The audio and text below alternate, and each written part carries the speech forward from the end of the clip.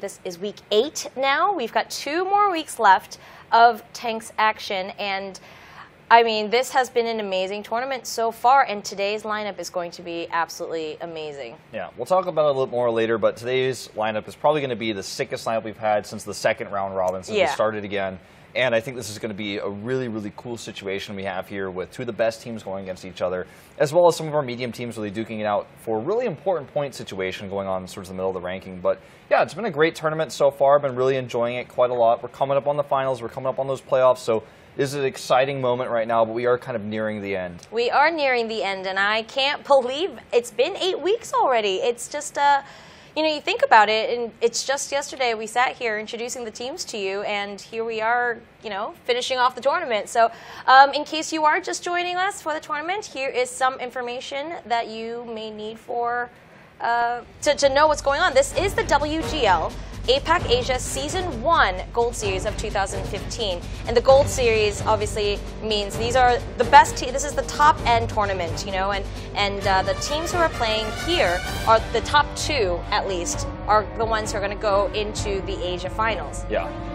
The most important thing I feel to note, if you're tuning in a little bit, you know, if you're a little bit later, is the map pool and the point system. But really important to note right now is the tournament, of course, goes till August 3rd. That's when we're going to kind of end things up. We're going to start going to the playoffs and the deciding matches. So that's important to note. We're getting really close. I mean, we are nearly done here. I know. So it's kind of a sad, bitter, sweet thing that we're going through right now. But it's been a great long tournament. Like you said, you know, we just met all these teams for the first time just a few weeks ago, and most people didn't know about these teams. You know, some of these teams are very new. They're not well known. So we kind of grown with them through this league, I feel. Absolutely. So yeah, tournament structure, best of 8s. There's 7-minute rounds basically, and like we said, it's a double round robin. We are now heading into the end part of the second double round robin part, and it's an attack defense type of game. So you know, there's no running out the clock, if you will. Yeah, absolutely not. Like if you run out the clock, if you're on the defending side, it's a good thing. If you're on the attacking side, you lose. So absolutely. And yeah, so it's been a great tournament. Here are the teams that represent the APAC-ASIA Gold Series. There's B Gaming and Karen Tigers. These are the 2 teams from Japan, and EL Gaming from China. EL and Karen Tigers currently being the best and the strongest 2 teams.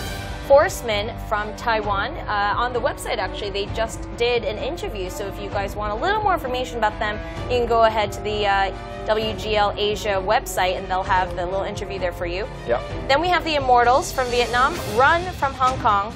Then we've got Team Efficiency from Australia, and the Coalition from Singapore.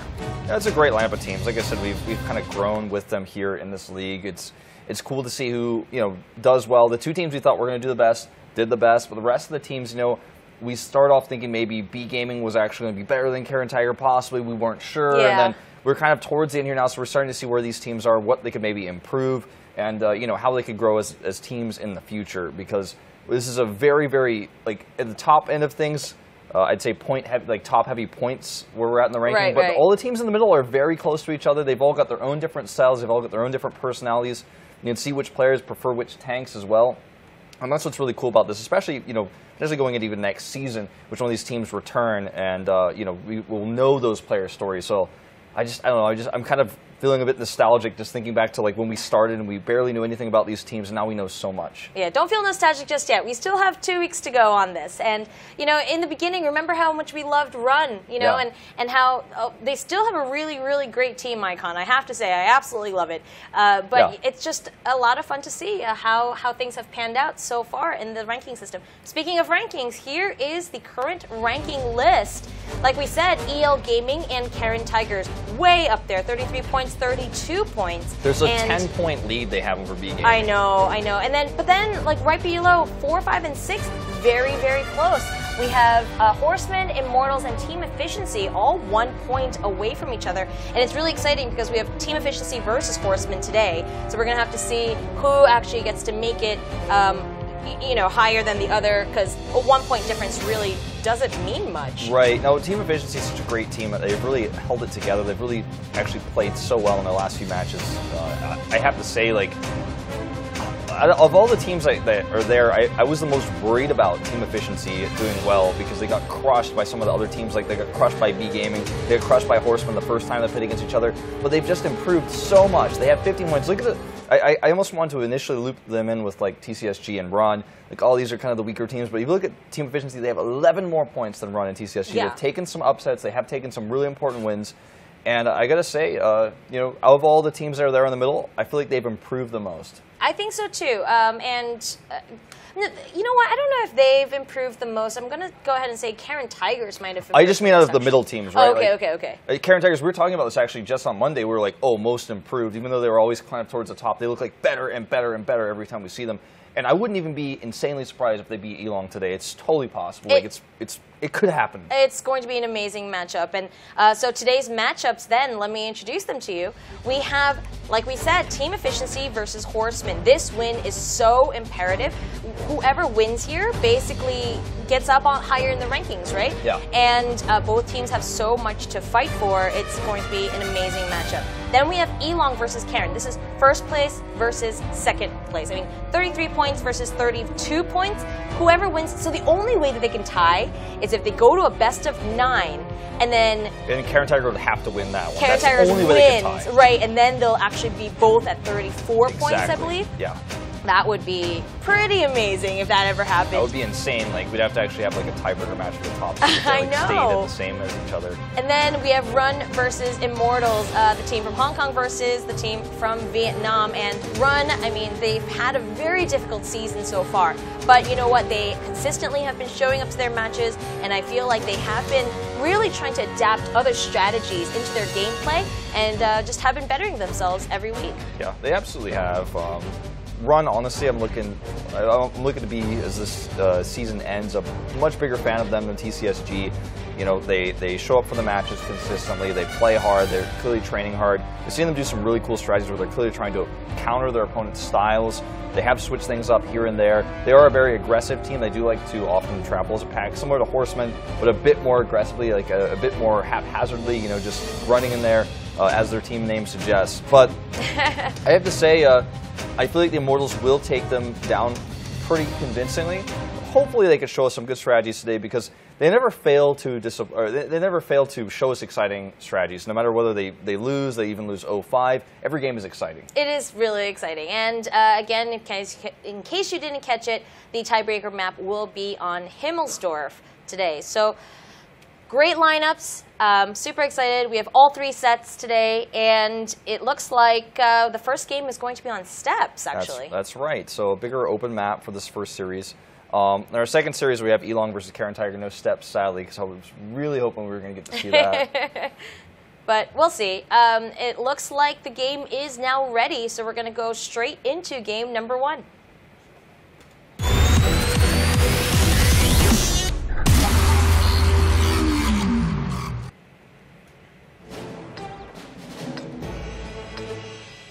All right, guys, Team Efficiency versus Horsemen, set number 1. We have Horsemen on the defensive side first, and here's our tanks. As you might expect, you can see already the stylistic difference in these two teams. Team Efficiency running 6 T-54s in the 12-ton, whereas the Horsemen are running the much more conservative, more new-style defensive style here in Asia with the 2 T-32s, and then, of course, 3 T-54s. They're actually running an RU-251, most likely just to help them get that earlier positioning, and the 12-ton, of course, which is really popular on this map right now. I think it's the best Tier 6 to run. There are a few exceptions if you want to run 2 LTTBs, for example, or an LTTB and a Bulldog. That's another thing. Oh, we're going to see them actually push the RU-251 up the hill. This is becoming more popular in Asia as well. And it is the RU-250, yeah, like you said, the 251. The RU-251 is the tank that is pretty much the fastest one that we've been seeing here. In competitive play, yeah. In competitive play. And, all right, so here is if you guys look on the mini-map, I mean, all of Horsemen, obviously, there we go. We got the RU-251 up on the hill now, and the rest of the team is going to try to head down and maintain that position. We can see the T-32 has already gotten to where he needs to be, below that little ridge, the bump, if you will. This is what we're going to call it, the bump. Yeah, that's what we like to call it. Now, the 2 T-32s are definitely going to be the base capture deniers for capture point 1. Capture point 2, that RU-251 is going to be very helpful. this is one of the first games we've actually seen where the strategy actually gets off without a hitch. Like, they get someone up there, there's no crazy fight nearby or anything like that. It's a very slow early game as Team Efficiency is moving in to try to get a good position on those two T-32s. They know they're going to be there. They know the strat. Now let's see if they can actually start taking some hit points off. They're moving towards a very far north right now. Yep, so we can see, yeah, there's a group of tanks who decide to go way up north, but the rest of them are kind of just sitting right in the middle. They're almost deciding what they want to do. And as I had told you earlier, the Horsemen are now in their defensive position. This is a very standard position that we see from a lot of different teams that they do. They just kind of pair up and they spread themselves up here. You guys can see it on the big screen. They're right below this little bump. This bump allows you to have good coverage while still being able to take shots when you head up towards it. So exactly, it's a great place for T-32s because if they get hit in their turrets, they're actually not going to take much damage, or if any at all. So you can actually just sit there and easily delay and deny the base capture very safely on this bump here. Okay, so we have the 12-ton who have started the base capture now at 90 seconds. And I don't know if that's going to last or not, but it's definitely something to entice members of Horsemen to try to come out and do something about it. Yeah, they're going to try to draw the fire away onto that 12-ton while the T-54s come in and hit these T-32s from the side at a better angle where they can actually do damage. Rex already taking a little bit of damage here. Not a lot, but still that distraction on the 12-ton is actually drawing their fire away, and Ma is getting closer here to doing some more of that damage. Yep, he wants to get in, and like you said, they want to use that AMX 12-ton just to make sure that everyone is distracted, basically. You guys just saw Death Skies try to make that shot, but this bump doesn't allow the T-32s to get hit. It's a very, very good positioning on the Horseman side here. And 12-ton has left the base capture. It has been reset, and he's going to head up towards the railroad tracks. Yeah, so the strategy here is really cool, actually, from Horsemen. The RU-251 is going to protect the T-32s from above against those T-54s. So it's very difficult for Ma and Death Skies to get much closer because they know that 251 is up there. This is a really cool strategy. I like it a lot. It's very safe, and it's buying them so much time. Look how much clock has already been eaten. We've got 3 minutes and 20 seconds left, and Team Efficiency hasn't been able to get much ground here. Yep, Team Efficiency really needs to get things started because, as we said before, the clock will only work towards the benefit of the defending team. And right now, Horsemen are just sitting pretty. They do not want to leave their good positioning. They want to just make sure that they are able to, number one, stop the base capture, but two, just not get hit. I mean, I think that's the name of the game right now. Yeah, basically. I think rotating around here to the bottom is actually a smart choice. I think three T-54s. Oh, yes, and this 12-ton Spencer is going to get caught out. He doesn't even know they're there. He's not even looking in the right direction. He's actually going to get wiped here. He is going to get killed off very fast. I mean, I like how he's trying to utilize these little rocks, but now he's stuck, and he's going to be getting shot at from all different angles. And there goes the 12-ton for the Horsemen. And if guys don't know, the 12-ton is an autoloader, so they've just been able to get rid of something that'll do a lot of damage later on. Oh, this is really cool. They're actually drawing the attention away to the T-54s while putting 2 tanks now on that capture point, so 20 seconds to go. And then now Horseman has to make a tough choice. How much do they focus on the base capture? How much do they focus on the defense here at the second capture point where they might actually get overwhelmed, especially because the RU-251 is still up on the hill. Team Efficiency taking a lot of damage here, though. Oh gosh, Dexter does fall, and yeah, we can see that the RU-251 is just going to take shots from up top. I'm not even sure if Team Efficiency knows that he's up there, and but yeah, this is a very, very smart decision. Trying to distract the members. Oh, but there goes Ma. It is only up to the 12-ton to continue this base capture. Yeah. Very good movement here by Team Efficiency, trying to surround one tank at a time to try to take them out one by one. Focus fire is very key. Well, they lost their T-54 here, so DJ's just kind of a sitting 12-ton right now. He is an autoloader, like you said, but if he gets surrounded here like Sidonia is going to do, coming from behind. Yeah, Sidonia is going to come and try to ram him down, which he does, and now there is no one in the base capture. It was a very good strategy, but Elite being the last man standing for Team Efficiency, and as he goes down, Horsemen will take game number 1.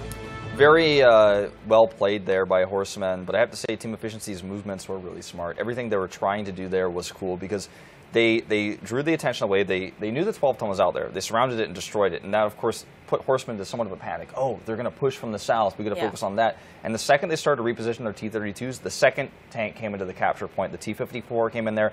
That doubled, of course, the capture rate. And then they had to make some tough choices. But they were very patient. And they already had a hit point lead, so they were confident to have one tank fire to deny that base capture and have the rest of the tanks focus that fight down. The RU-251 being in such a good place to give support fire as well, that's basically what won them the fight. So really well played by both sides, but Horsemen just slightly having that edge there. Definitely, and I think one of the edges is having that tank all the way up on that little mountain there. I don't think Team Efficiency expected that, and they're pricing. They're like, where is this tank? Why is it shooting at me? But I'm not sure if they'll go ahead and do that strategy again, though. You know, that's a good point. I mean, I'm not sure if they'll do that twice because it is a bit predictable. And Team Efficiency is a team that can punish that strategy, just like we saw on Monday, where one of the teams was actually trying to push the tank up there. Can actually get punished by just being simply attacked and surrounded there. I think it was B Gaming that was trying to do it, and Karen Tigers was punishing them. Either way, it was a strategy that works really well at depleting the clock, and that's when the clock becomes like your 8th tank actually on the team because it forces the other player to have to make a decision, sometimes a rash decision, quickly, because if they don't, they're just simply going to lose by timeout. And they know the RU-251's up there, so even getting up there to kill that is going to be another difficult challenge. So if the time is working against them and they have to eliminate all the tanks, the RU-251's just up there chilling, how are they going to get up there? How are they going to destroy them? It's very difficult. Yeah.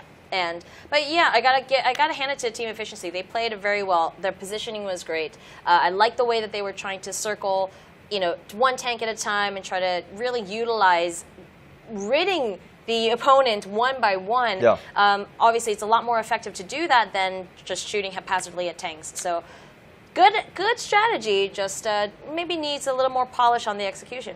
Yeah, I think that's well said. It's just so hard to attack into what Horsemen was setting up. I mean, the RU-251 covers the T-32s against those T-54s, so they're trying to go over there and attack the T-32s from the side, because the T-32s are on that bump, as we call it. And if you come from the side, you can destroy it, but with the 251 they're protecting, it's so difficult to get in there. You start losing hit points, you're losing time, it's frustrating. Yep, all right. Well, it looks like the next game is ready. We're going to go straight into set number 2.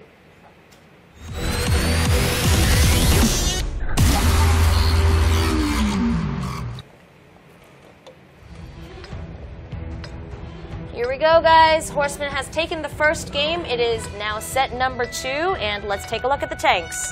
Tank lineups, exactly the same. Oh, no, they added an IS-3. Okay.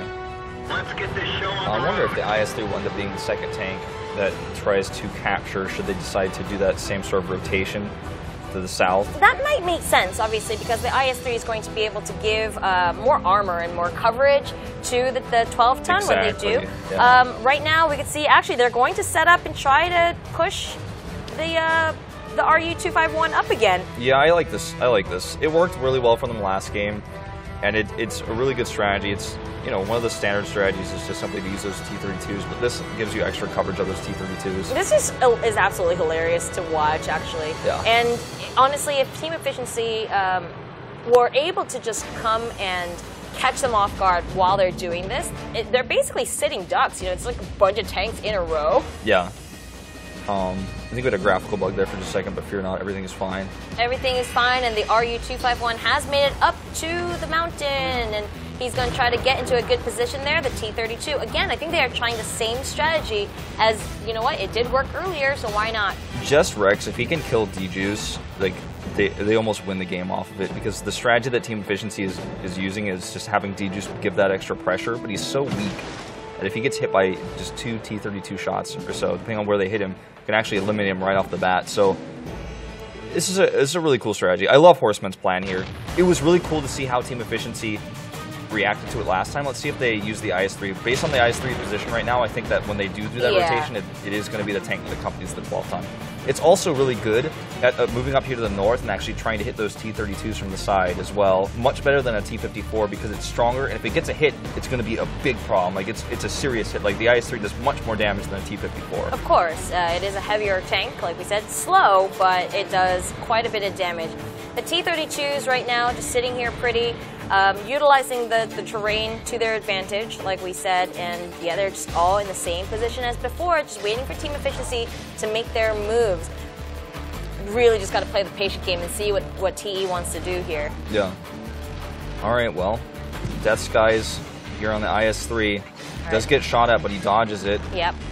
Is he going to take a shot? He's actually so patient. He doesn't want to waste that shot because he's got such a long reload time.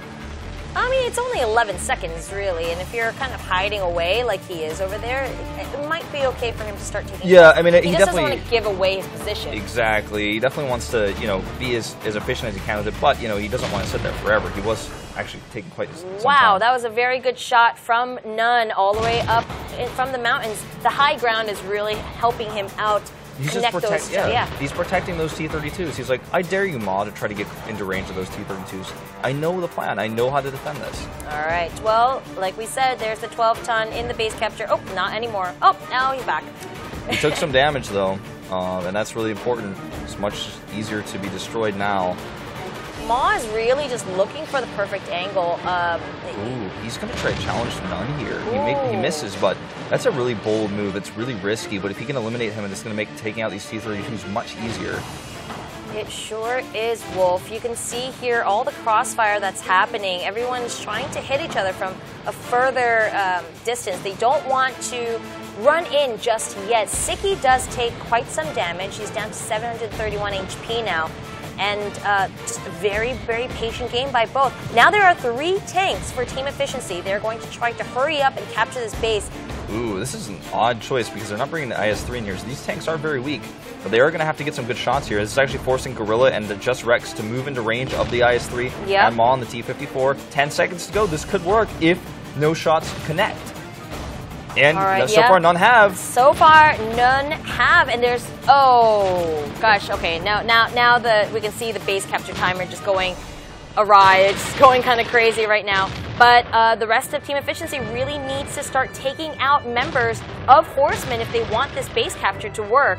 They've already lost so many hit points. Meatbun right now is the one who is trying to get rid of those inside of that base, and it's worked. D-Juice has gone down, as well as one of the T-54s. Yeah, Spencer's actually coming to join the fight as well, and he's got all that extra auto damage. He's starting to hit it right now on Siki from behind. Siki's going to go down here. It looks like Nunn even getting some damage on him, and Team Efficiency starts to fall apart. Dexta goes down as well, and Death Sky is the last man standing on that IS-3, will just simply be outmaneuvered. And they don't even have to rush and kill him because he has to eliminate all of them by himself in a 1v5. Yeah, I don't think that's going to happen. Death Skies, even though, yeah, he does have 1240 HP, I feel like all the tanks are going to come join this party and just shoot his face off, and Death Skies will go down pretty quickly. Super easy here. He's just trying to do his best, but it's just simply not going to work. Archon will help eliminate him here with Spencer actually using that 12-ton damage. Death Skies, 92 hit points, and there he goes. Horseman takes game 2. I did like that Death Skies really was trying to take down at least one other tank with him. Like, if I'm going to die, you're dying with me. But, yeah. I'm not sure how I liked how they executed this one. I don't like the 3 in the base. I think almost every time we see a team do this, it smells of desperation. It's like a Hail Mary move, right? If they don't hit us, we win. But if they hit us, we will never win this game. Like if you get hit twice on there, because you're basically saying, all right, I'm going into the most dangerous position on the map, the capture point, where the defensive team has focused all of their attention. All right. I'm going to go to the most dangerous point, and if everyone misses us, we win. But if anyone hits us, then it gets reset. If we get hit twice, we have this huge hit, and then you're losing hit points as well. The time gets reset, and you're losing your hit points. So by the time the tanks get in there, you can't fight with those tanks over in the capture point because they took too much damage. They didn't have the IS-3 in there, which I understand is very difficult to do because the IS-3 is so far north, it would have taken it a long time to actually get back to that capture point. Right. But I just... only Elong has been able to make these triple move-ins work really well. They only do it when they know exactly that it's going to work. Yes. I was surprised that they didn't take the IS-3 into the base capture point, actually. That they moved him up north instead to do damage from there. But, considering how much armor that tank has, wouldn't it have been better for them to bring it into the base? I think so, but, the idea with the IS-3 there, I think, was to try to hit the T-32s. And they were like, it's okay if the RU-251 hits the IS-3 because it's barely going to do any damage. Right. It's barely going to scratch it, but... I mean, if they were going to do the base capture, the IS-3 would have been better, but because it was out of position, it wouldn't have been able to get there. So that then further begs the question, should they have even been trying to do that 3-person capture? I don't think so. Yeah. But it was a risky move. It almost worked. They did miss a few shots, and I was like, well, we're down to 3 seconds. Yeah. I feel like it's if you can ever get it down to 0 seconds, then you're like, okay, we're sure enough we can do this. Like, you know, that 0 second. But even at 0, we've seen games get turned around. Yeah, that's what I'm saying. So. If it's like that split second of a choice, I'm like, all right, you were in a good enough position where this makes sense, even though it didn't work out. But if it's at like 3, I'm like, no, you were not even close. Like, that's so much time for 7 tanks to fire at you. Like 3 seconds is like so much time in this game. So I just feel like Team Efficiency would have been able to take that if the other tanks had connected in providing reinforcement. Just like get rid of all the tanks hitting the guys in the base capture, but unfortunately that didn't work out. That's why we normally see strats like this with multiple heavy tanks, because if you take some shots and you basically it's denied, at least those tanks are going to survive. 2 T-54s and a 12-ton are not going to survive, or they're going to take critical damage in that situation, especially when you've got T-32s looking right down that point. Yeah. We were going to switch sides now, though, finally, which then makes us wonder, will we be seeing Team Efficiency push the tanks up the hill? Are they going to copy the strategy? Are they going to bring 2 T-32s, or are they going to be more of a roaming composition that's more aggressively trying to deny the capture? We'll have to wait and see. I think the game is going to be ready pretty soon, and we can see what kind of tank lineups they have for us. We're going to go into set number 3.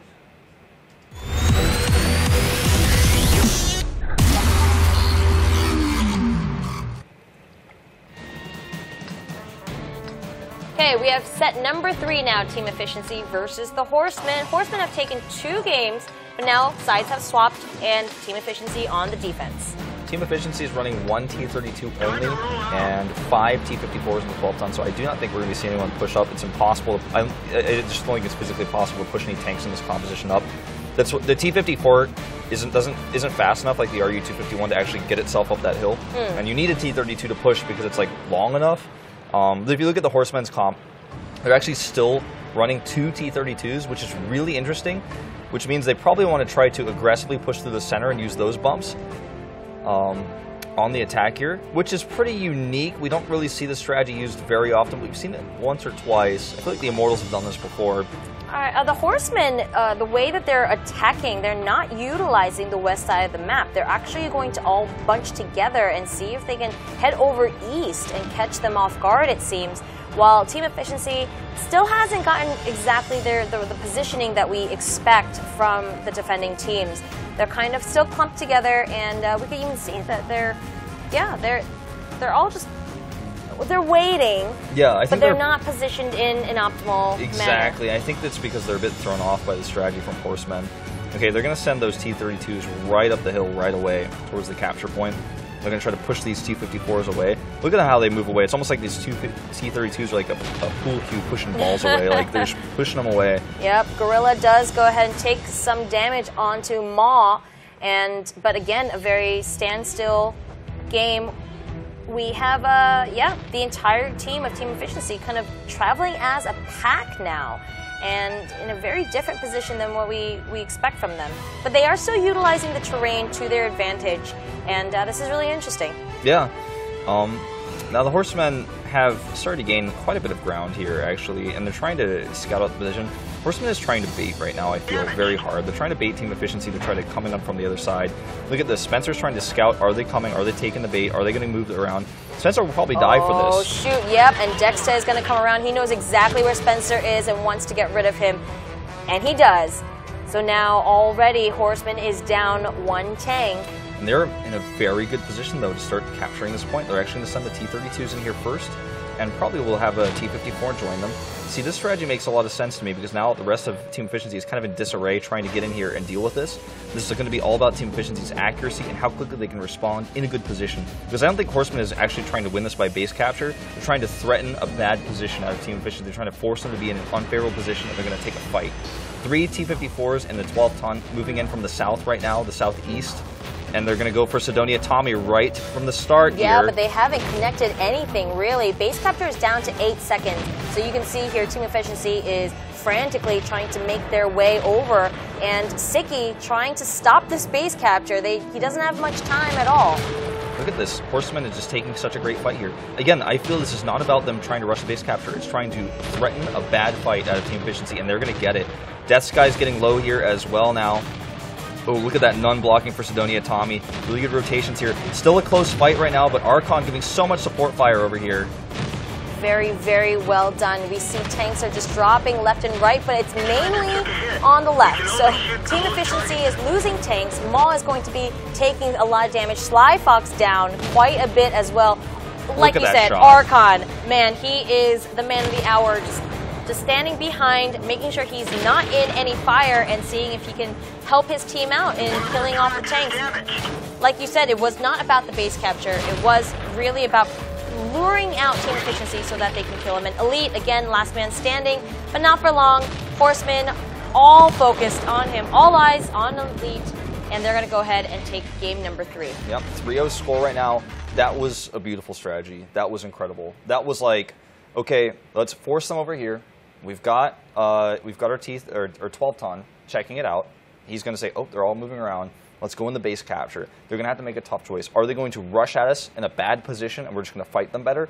Or are they going to carefully move around, and if they're just a little bit too slow, you know, they're actually going to end up losing. They're going to end up losing by base capture. So it forced 2 bad situations for Team Efficiency, and Team Efficiency had to pick their poison there. And they picked the poison of, we got to rush in there right now. And the tanks that were in the base capture were good tanks to be in the base capture. There were 2 T-32s, right. And then they had a good position to back them up. So the difference between the strategy from last game that we saw from Team Efficiency versus the Horsemen strategy to have 3 in there is that the strategy is not to hope to win by base capture. It's to force a bad position out of Team Efficiency because they were already in an awkward position, and that wasn't their plan all along. It was, wow, they're way out of position. We can see that with their 12-ton. Let's do this. That was really well planned and really well played. Okay, well, as we go into set number 4, this is the last game on this map.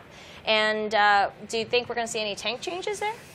That's a good question. I feel like if we're going to see it, it's probably going to be out of Team Efficiency because they're struggling and they might need to try something new. Whereas I feel like Horsemen, like I said, that wasn't their plan. Right. It was like it was a plan they've had in their like arsenal of tricks. Like, okay, this is the moment where we can send those 3 in there. That's a strategy we can do here.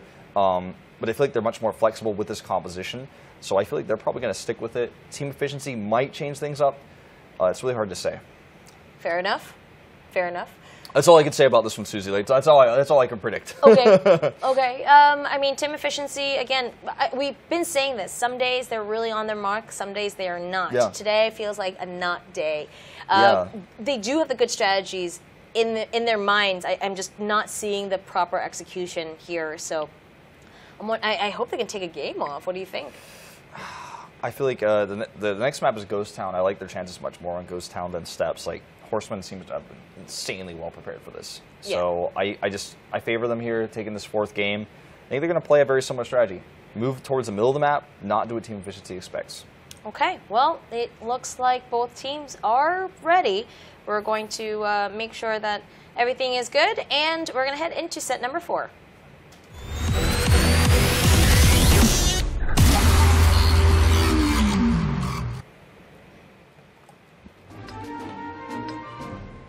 All right, guys, set number 4. This is the last game played on Steps. Horsemen are up 3 games, and Team Efficiency one more time on defense. Whoa, they're changing up hard. Yeah. 3 T-32s? Wow. And 3 T-54s, 12-ton. You were right. They wanted to make sure that they had a little more oomph, right? I think that's the best word here. The American heavy tanks. Exactly. Now, Horsemen are keeping the same tank lineup, but actually they're changing it up. Look at the flexibility of this team. They have shown us basically like 4 different ways to play in each game. Yeah. Like every game is slightly different than the other. Well, on the case of the attacking, it's like insanely different. Yeah, they're going up now towards the western side of the map this time, as opposed to the eastern side last time. Yeah. And you can see that they're running with motive. You know that they have an idea right now that they want to make sure gets executed properly, but we're going to have to see how this all pans out. The T-32 is coming up the main road in the middle. This is a very contested zone, and it's also very open, so I'm not sure if this is a good idea for Horsemen to do it, but I mean, they're doing it. It's funny because there's 3 T-32s now for Team Efficiency, and those are going to be the best tanks at denying the #1 base capture. I feel like rotating around to the second capture point is probably what they're going to look to do eventually. I think they're just testing the waters right now. Can we pick off a tank? Can we get into a better position than them? If the answer is no, which I feel like most likely will be, we're going to see them attack the other location.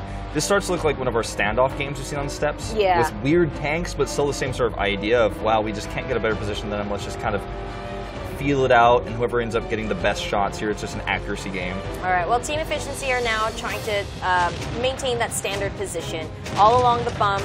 Just see if they can play a little more standard of a game and win through that. But Horsemen, they don't seem to want to do that. They are going to definitely play in their own manner. The two T-32s are quite out forward. Yeah. And I think they're just trying to see if they can take shots at the other team's T-32s. No, that's definitely the case. That's what they're looking for. They're trying to get a better angle. Because if they just look at each other directly, it's almost never going to happen. As you guys can see here, I think he hit, but he hit the turret, so it doesn't matter. This guy's looking like Nunn, actually, now. It's hard to say who Nunn was targeting there. He was kind of just, I think, just trying to take it all in, trying to get a little bit of, like, more idea. He's obviously communicating with his teammates saying, okay, the T-32s are here, the 12 tons back next to the T-32s, so if you see him, definitely try to take him out. Again, 2 missed shots here from Just Rex and Elite. Base capture has started. We can hear the sirens. 90 seconds left on that. But again, I don't think Horsemen's motive here is to actually capture the base. They're just trying to pull out Team Efficiency like they did last time. Yeah.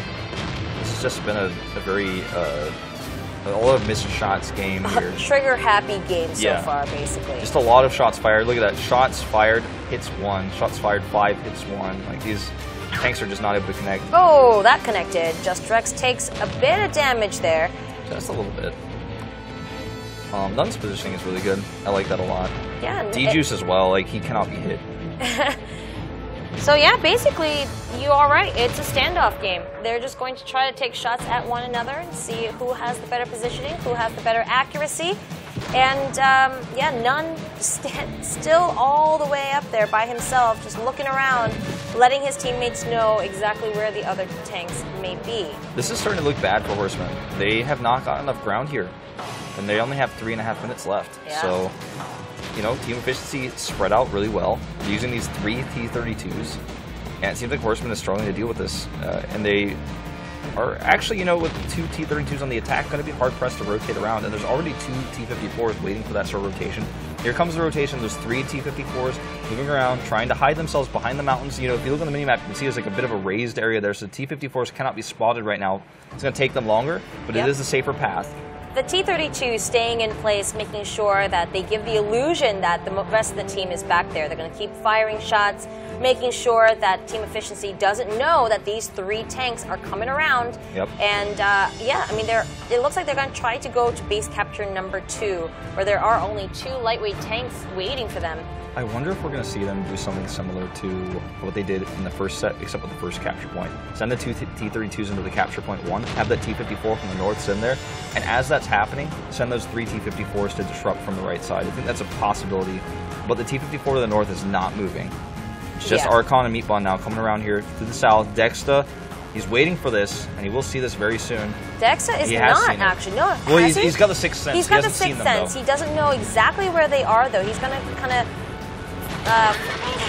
ride around. The T-32s are heading up closer now. I think they're going to just try to surround the rest of the team. Yeah, you're right. Efficiency, and they're going to try to take a big fight here, catch them off guard. Dexta does take a lot of damage, and yeah, coming in from all different directions. Here comes the T-32 from the north side now, and he's going to join the fight, and it just is an all-out brawl once again. And last time we did this, we saw that the Horsemen definitely had the edge. Well, this time Team Efficiency has a massive edge, though. It was a bit aggressive the way that Horsemen tried to move in here. They had the initial advantage, but they kind of threw it away. Gorilla does get a nice kill here on Slyfox. Let's see if they can take Ma out here. He's going to probably get the kill on Meatball. There he does. Oh, yep. Elite actually snipes that kill from him. Gorilla is going to go out, too. This looked great for Team Efficiency. Yeah, I don't think there's any way that Horsemen can actually win this fight anymore, and they have to. At 1 minute and 20 seconds left on the clock. Sidonia Tommy, the last man to fall here, and Team Efficiency will take a game. No, I was wrong. You were. I'm actually surprised to have this all panned out. It just seemed they knew what they wanted to do as well. It's just the brawl didn't work out as well as they expected it to. Again, when you have this standoff, the longer the clock goes, I just kind of even want to make this a thing. It's like once you get to 3:30, you get an 8th tank. The 8th tank is like, it's a tier 9 tank. It's called the Clock. It cannot be destroyed. It just gets stronger the game goes on, because it's like you get to this point where we have to do something. We've got 1 minute 45 seconds left. I guess we have to take a bad fight, because if we don't take any fight, we're going to lose. Yeah. And they just didn't get the shots they wanted with their T-32s, and it was a really cool pick by Team Efficiency to bring the third T-32.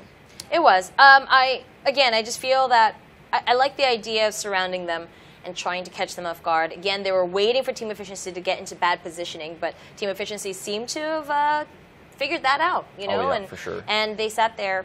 Okay, well, so now we are going on to Ghost Town for set number 5. We're going to go ahead and show you this map.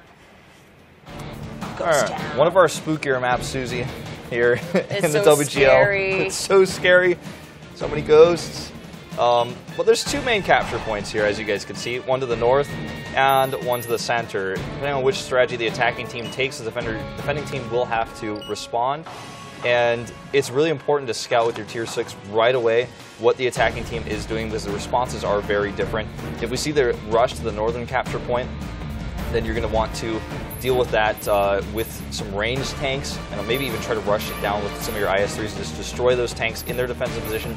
The rush to the middle is even scarier, I feel, because if you get into a really good position there fast, like Elon is one of the best teams at doing this. They've done it consistently well, where you rush in there really fast, get into a good position. It doesn't even matter what the defender wants to do. Like, they're never going to be able to take a good fight, and the base capture just ticks down and you win. So I feel like since we're starting this map off with Team Efficiency on the attack, actually, I think they might actually try to do the T-32 strategy to the north, because they've been using T-32s a lot today. We even saw them use 3 T-32s in that last Steps game. So I would expect to see them try to go for the northern capture point. Okay, you're right. I guess if they're on a roll, the T-32 roll, might as well go with it. And we have seen earlier this season that strategy worked pretty well. So yeah, it was really popular in the very first few weeks of the Asia League here, but has kind of fallen off a little bit. Now teams are kind of just mixing it up. We've even seen teams just try to win on the attack side by elimination, by taking a good fight. Yeah. Which is kind of becoming more common, but let's see what these 2 teams want to do. Okay, we will go ahead, and it looks like set 5 is going to be ready. Like we said, Team Efficiency is on the attack first, and just waiting for the map to load. And it looks like we're good. Let's go into set number 5.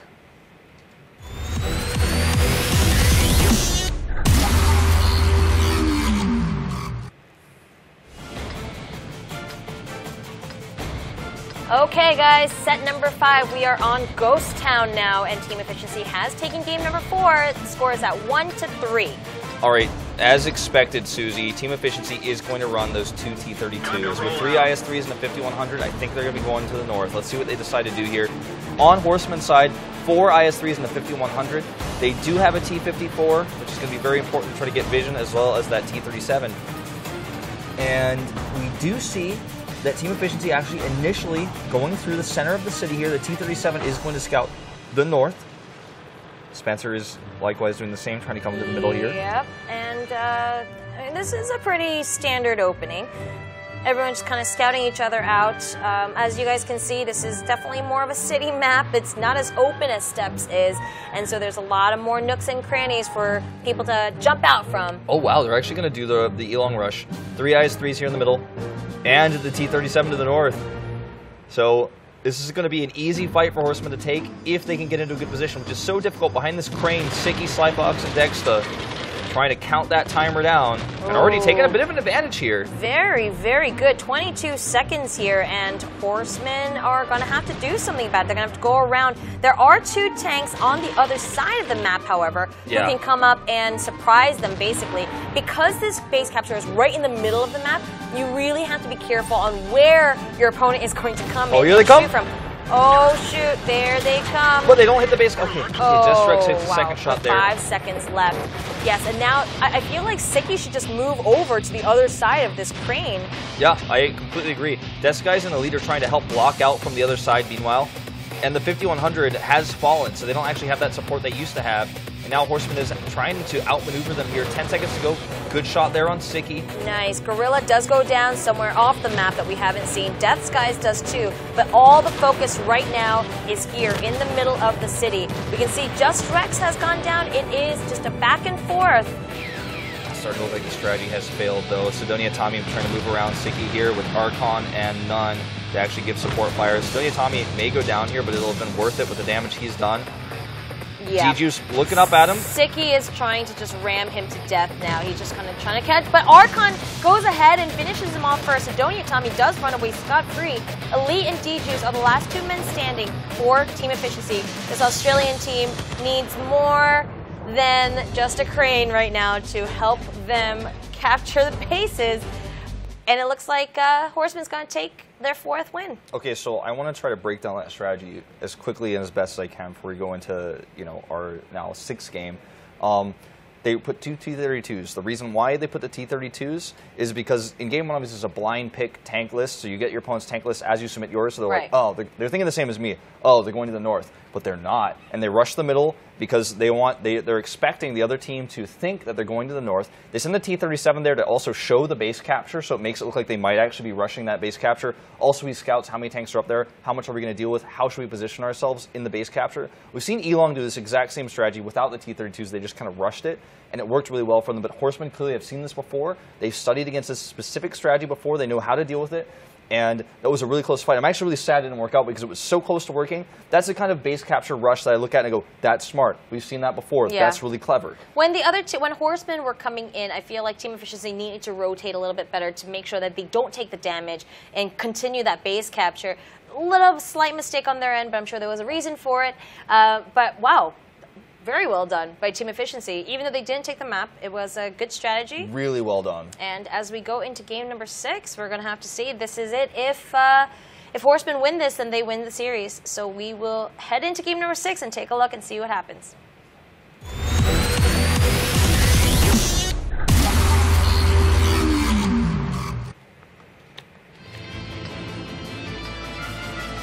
All right, guys, we are on Ghost Town. Team Efficiency versus the Horsemen. Horsemen are up 4 games to Team Efficiency's 1. This could be the last game. It could be. Same tank list for both teams. I want to point out there must be a lot of things going through the Horsemen's mind right now. 2 T-32s. Are they going to rush the middle again, or are they going to use the normal T-32 strat we see on this map to take the north? There's a lot of mind games that goes into this tank list for Team Efficiency using the same tank list, and based on their movements right now, they're going to the north. They're doing the exact opposite of what they did in the previous game. This is a sick mind game. I'm actually loving how Team Efficiency is playing this map right now. Even though they didn't take the first one, I feel like it's partially because they lost their AMX 5100 so early, couldn't get the support fire they needed. But here we go. The IS-3s are going to go to the city to protect the T-32s from that side. The 5100 is going to go through the middle with the T-37 to catch any stray tanks that may be going that way. Oh, this is a sick strategy. Let's see if Horsemen can respond. The 2 Tier 6 tanks, however, are scouting around. They want to make sure that they can get as much information as possible. You can see that the 2 T-37s are heading down south. It looks like they're going to duel it out, but whatever, we don't really care about the little baby tanks. All right, it's all about the T-32s. They have to get into that position. If they do, this becomes so difficult for the Horsemen. Okay, Dexta protecting Death Skies here. Death Skies and Dexta now in the capture point. Slyfox nearby. Siki also nearby, making sure that they can cover for Dexta here. We have the 2 IS-3s from the Horseman side. Oh, here's the baby fight that we were talking about. It looks like Spencer is taking quite a bit of damage. Oh, critical hit there as well. Wow, yeah. Right under the turret. And already Team Efficiency is up 1 tank. This is so bad for Horsemen. 14 seconds to go, and they are nowhere near delaying this base capture. T-32s here in perfect position under this little bump here. And I don't see Horsemen actually breaking this. The IS-3s need to make their way up there if they can even make it because of all the fire that's going to be. They're going to have to go through a wall of just flying shells in their face. I don't think that the IS-3s can do it. 6 seconds to go. Base capture is going to happen. I think Team Efficiency's got this. Oh. Well, keep in mind as well that Team Efficiency has taken massive lead in this game regardless of the base capture. Jess Rex desperately coming over here. Death Skies and Elite are happy for it. Yeah, deny the base capture all you want. If you go down, this game is over. We can just defeat you by elimination. There's still 4 minutes and 45 seconds. And they are definitely focusing down. Just Rex on the 5100, not a fast tank by any means. And Death Skies is able to utilize that fact, takes him down, and I don't know why they're leaving the base capture. But anyway. Well, they want to win by elimination now because it's too risky to try to sit here anymore. They lost their positional advantage, and they knew Ma was going to go down. So they're actually just going to try to take the fight to Horsemen as soon as possible because they don't want to lose by like time running out, and tanks escaping because they know Sidonia Tommy is on a lightweight tank. I like this choice. Now they can reconsider taking the base capture because there's not enough tanks to really deny it. But, yeah, and also there's 4 minutes left. There's more than 4 minutes left on the clock right now. Yeah, I think that's a great idea. All 3 tanks back into the base capture. Basically kind of like if these 2 tanks, the IS-3 and the T-54, come at them, at least everyone is there to be able to focus fire and kill off the last 2 remaining Horsemen. 9 seconds to go, and I don't think Tommy is going to be able to do this. None in a bad position as well. I don't think he's going to take a shot in 4 seconds. I don't think he's going to be able to make it around in 4 seconds. And Death's guys, doing a really great job trying to give cover fire, and that's going to be it. Capture is complete. None, the last man standing there, but Team Efficiency playing this series beautifully. Like, Game 1 was as close to perfect as it gets. I even like their Game 1 more than their Game 2. Yeah. The mind games they're playing on the attacking side with these two T-32s are so smart. Now, though, they are on the defensive. So this cool mind game type of stuff only applies to the attack side. As I said before, on this map, the defender has to find out ASAP what they're doing in response, because the responses are so different. And so this is a very good opening, good mind game type strategy we're seeing from them. But now that they're on the defense, they have to basically defend perfectly 2 games in a row, so we can go to that 9th game. This is going to be so tough, Susan. It is. It is tough. In the Korea region right now, all games played on Ghost Town, the attacking team has won consistently. Yeah. And so that goes to show you it seems to be a little bit more of an advantage for the attacking team. Absolutely. Being on the defense, I don't know if they'll it's be so able hard to do because it. there's 2 completely different strategies that are popular and common, and the responses are so different. And if you do smart moves like Team Efficiency, run the same tank lineup, Horseman is like, what are they going to do? Yeah. If I guess wrong, we're probably going to lose because we're in such a bad position, which is exactly what happened there. It's actually a great stat that you bring up. It's like Himmelsdorf. The attacking side normally wins on that map because you can get into such a good position with those tanks in that little corner spot that sometimes these maps go to tiebreak because it's just like the attack side always ends up winning. I think if Team Efficiency was ahead, that might end up happening here. But now they have to play on the defensive side, and innovation is something they've been actually bringing into this series quite a lot today. I would love to see them do something totally unique, something really different here, like bring in a tank destroyer to counter, or like do a super lightweight tank run and try to do something run-esque or TCSG-esque. They got to bring some innovation here. They do, but again, they're on the defensive side. I'm not sure how that'll pan out for them, but we will go ahead into game number 7 now and see how things pan out.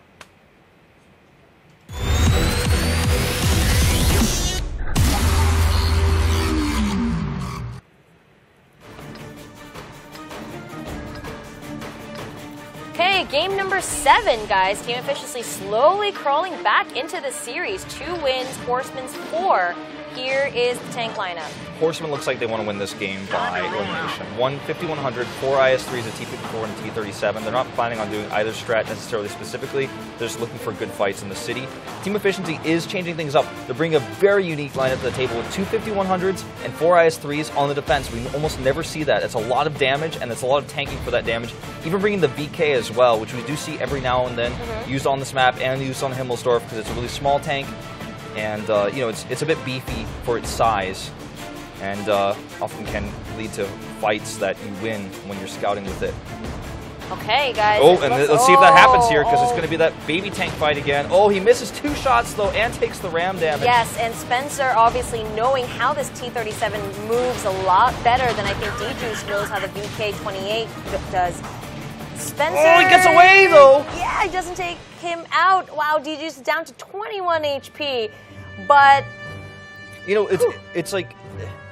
The advantages of the VK just got negated there because they fought at point-blank range, so Spencer is not going to miss. Oh gosh, Dexa is going to get bombarded with 3 tanks in his face. Dexa does take quite a bit of damage, but now he knows that there's a bunch of IS-3s over there. Elite's going to come around and see if he can help out with this fight if the Horsemen decide to come around the corner again. So Horsemen, again, they denied early control of the city, and they are going to slide back into that base capture now.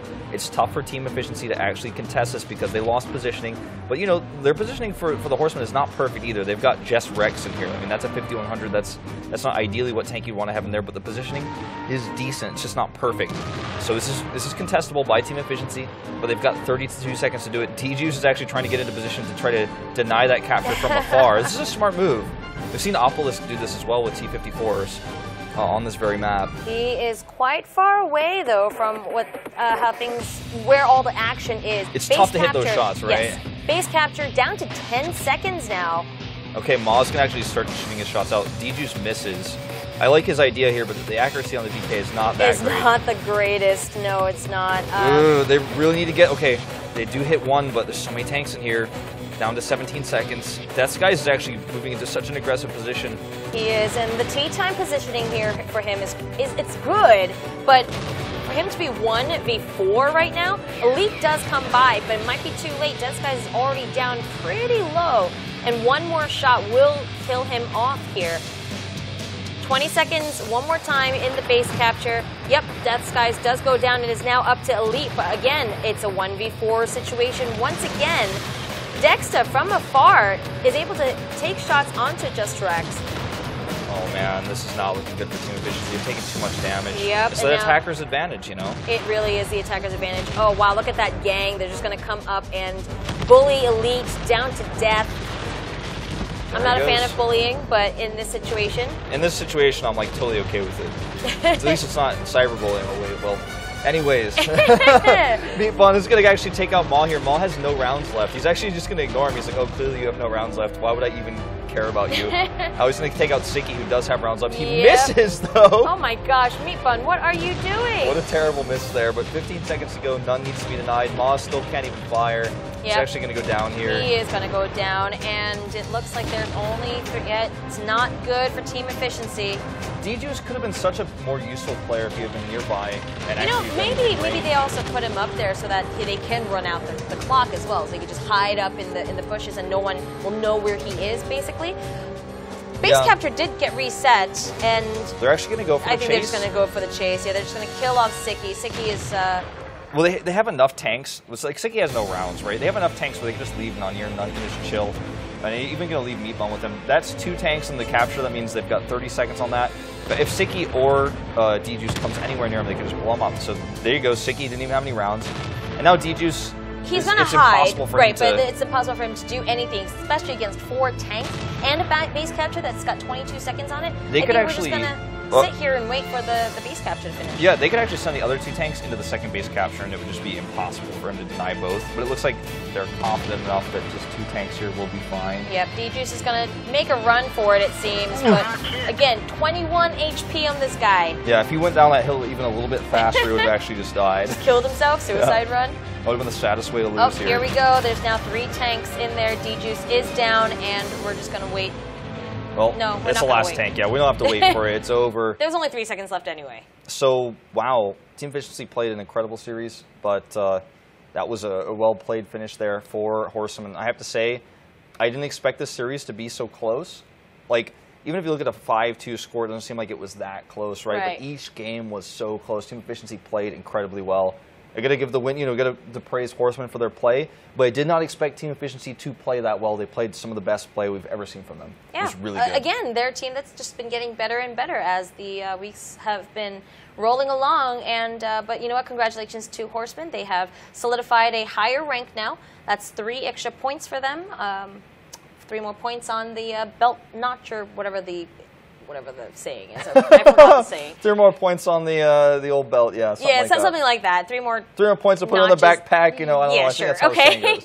Anyway, after an amazing series, hopefully you guys need to go get a drink of water or coffee or something. So we will take a 10-minute break, and we will be back with the match of the week. It's Elong versus Karen Tigers. You don't want to miss this, so we'll see you very shortly.